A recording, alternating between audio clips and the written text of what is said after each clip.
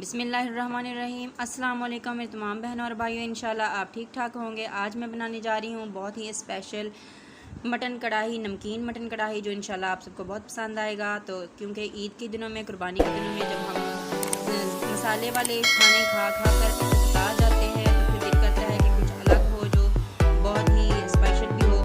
तो चले हम इसको बनाते हैं और देखते हैं कि इसको किस तरह से बनाना है। बिस्मिल्लाहिर्रहमानिर्रहीम। यहाँ पर मैंने लिया है 1 किलो मटन और इसको मैंने धोकर कढ़ाई में डाल दिया है। अब इसके अंदर डालेंगे हम पानी।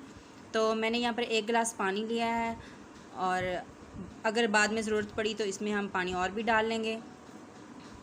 अब हमने इसके अंदर बहुत ज़्यादा मसाले नहीं डालने क्योंकि हमने बग़ैर मसालों के ये पकाना है। तो यहाँ पर मैंने लहसुन डाला है, चंद जवे 5 से 6 अदद जवे लहसुन के डाले हैं, इनको मैंने हाफ़ कर दिया था। 2 छोटे टुकड़े अदरक के, 1/2 इंच का टुकड़ा अदरक का था, उसको मैंने हाफ़ कर लिया है दरमियान से। और 4 अदद ली हैं हरी मिर्चें।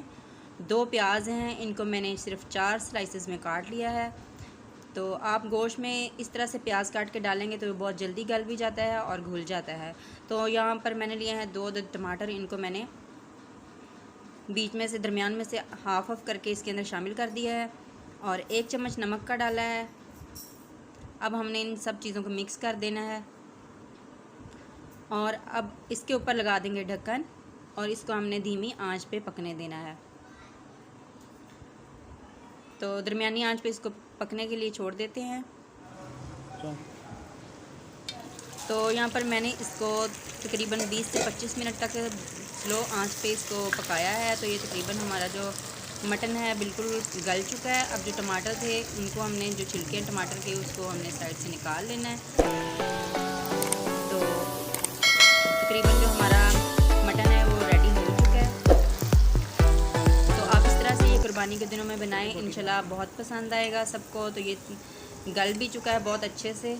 इसके अंदर हमने घी भी शामिल नहीं किया और ना ही हमने हल्दी शामिल की है, सिर्फ नमक डाला। आप भी बेफिक्र होकर ये वाली जो मटन कढ़ाई है घर वालों को बना के खिलाएं और सबको हैरान कर दें। दुआओं में याद रखिएगा। इंशाल्लाह कल एक और वीडियो के साथ हाज़िर होते हैं। तब तक के लिए अस्सलाम वालेकुम।